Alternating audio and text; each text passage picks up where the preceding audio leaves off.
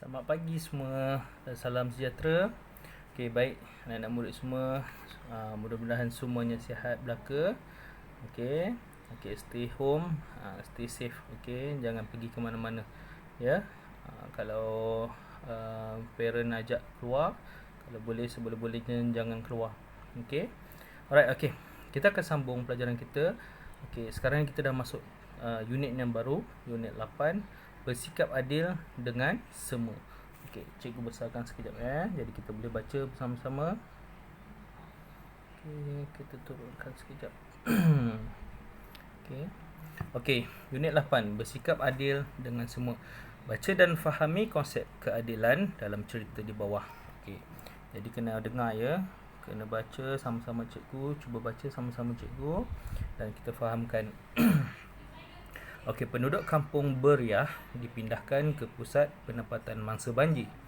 Jagannathan telah membantu bapanya dan sukarelawan yang lain untuk memberi bantuan kepada semua keluarga. Bapanya berpesan supaya bantuan kepada mangsa diagihkan sama rata. Okey, kita terangkan dulu. Okey. Yang ini penduduk kampung Beriah. Okey, maksudnya tempat dia kat mana? Okey, kampung Beriah. Okey. Apa yang telah berlaku? Okey, maksudnya kawasan ni, kampung ni telah dilanda banjir. Jadi tu bila dilanda banjir, rumahnya tenggelam. Jadi penduduknya dipindahkan ke pusat penempatan mangsa banjir. Okey. Jadi tempat yang selamat lah. Biasanya sekolah, ataupun dewan raya ataupun balai raya, tempat untuk yang maknanya kawasan yang selamat yang tidak dilanda banjir. Okey. Sekejap cikgu naikkan dulu. Okey, Jagannathan bersama-sama dengan bapanya serta sukarelawan yang lain memberikan selimut dan bungkusan makanan kepada semua keluarga secara adil. Okey, selimut dan bungkusan makanan diberikan mengikut keperluan dan bilangan ahli.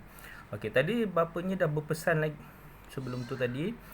Dia kata bantuan kepada mangsa diagihkan sama rata. Okey, jadi macam tadi bila dah dipesan, okey, Jagannathan bersama-sama dengan bapa dia sendiri serta sukarelawan.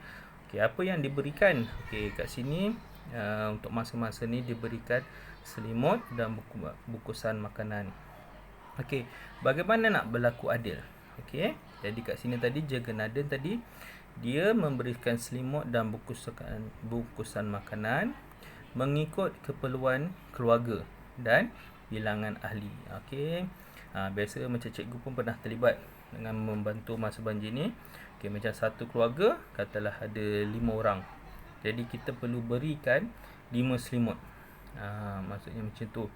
Sebab maksudnya ada 5 orang, kita kena berikan 5 selimut supaya semua orang sebab biasa bila kawasan landa banjir ni hujan tak berhenti. Jadi kawasan tu sejuk. Jadi kita perlu berikan selimut setiap orang untuk supaya dapat panaskan badan.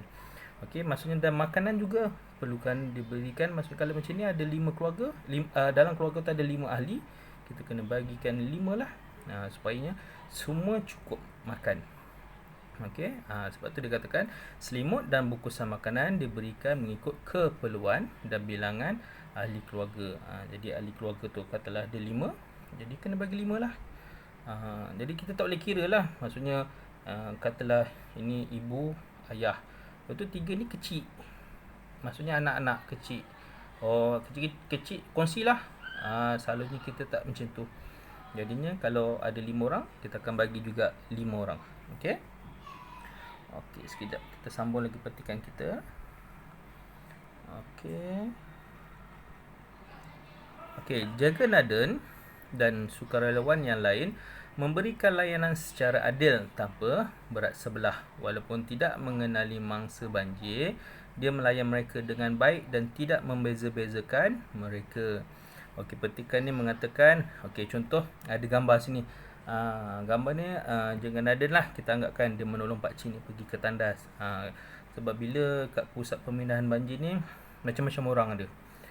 Maksudnya macam-macam, ada orang tua, ada yang sakit, ada yang kadang ada yang pakai kerusi roda, okey, ada yang bertongkat, ada yang macam kira tak larat. Jadi kita kena tolong dia. Jadi macam ni Jagannathan dia tak membezakan. Okey, kenapa kat sini dia kata berlaku adil tu? Maksudnya tak membeza-bezakan. Maksudnya macam ni. Okey, Jagannatha ni kalau kita fahamkan, dia kalau ikut nama, maksudnya dia bangsa India. Jadi mungkin dia pergi tempat masa banjir tu tempat orang Melayu ataupun tempat orang Cina. Jadi kalau faham kat situ, sebab tu dia tak membezakan agama ataupun kaum. Jadi dia akan tolong juga. Walaupun pak cik tu orang Melayu ke, dia akan tolong. Ataupun dia tolong ada mak cik ke, orang yang Cina ke, dia pun akan tolong juga. Okey, maknanya kita tak membezakan kaum, tak membezakan agama. Kita baca seterusnya. Okey. Ini perenggan yang terakhir. Semua orang gembira dan berpuas hati dengan sikap adil Jagannatha. Sikapnya perlu dicontohi kerana apabila bersikap adil, setiap individu mendapat hak yang sama rata. Kesannya masyarakat berpuas hati.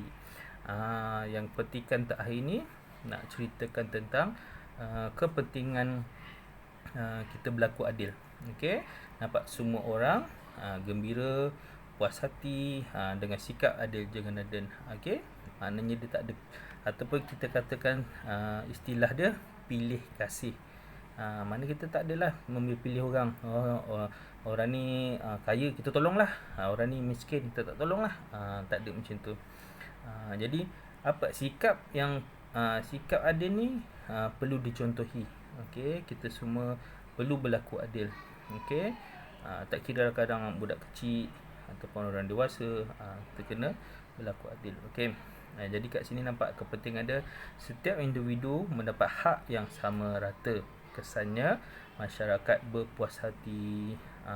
Jadi maksudnya bila macam ni, kadang kat pusat penempatan tu macam cikgu pernah pergi, jadi ada macam-macam orang. Jadi ada macam-macam orang. Ada yang kadang ada orang kaya. Jadi bila rumah dia tenggelam pun dia tak pasal pergi situ, sebab dia nak dapatkan bantuan makanan. Ada orang miskin. Dan ada kalau kita dari segi macam ada berbeza agama, berbeza kaum, apa semua. Jadi semua duduk satu tempat. Jadi kat situ kita tak boleh beza-bezakan. Dan sebenarnya bila dalam masa banjir ni pun sebenarnya dia pun tak boleh membeza-bezakan. Aku kaya, aku mesti dapat lebih. Macam selimut tadi. Selimut tu mungkin kita beli sebelum nak hantar tu. Jadi mungkin ada tebal, ada nipis ke jadi macam ada mangsa banjir ni kadang, aku nak yang tebal, nak yang mahal. Tak boleh. Macam tu. Maksudnya kena berlaku adil. Jadi kalau kata keluarga tu ada dapat selimut tebal, yang keluarga lain pun kita kena bagikan dia selimut yang tebal juga. Okey. Jadi sebab tu kalau kita sebagai sukarelawan, kita nak hantar kepada bantuan masa banjir, kadang-kadang barang tu pun kita kena pilih yang maksudnya yang sesuai. Maksudnya kalau kita nak beli selimut tu macam satu jenis saja. Tak ada tebal, ada nipis, ada tebal, ada nipis. Jadi nanti kita sendiri pun susah nak berlaku adil bila macam tu. Nanti ada pula yang dapat yang tebal, dia dapat nipis. Jadi kita kena sama je. Kalau semua tebal, semua tebal. Okey. Alright, baik. Seterusnya kita tengok sini ada sedikit mari berfikir. Ini macam aktiviti lah untuk kita berfikir. Okey. Pertama, jelaskan sikap adil yang ditunjukkan oleh Jagannatha. Okey.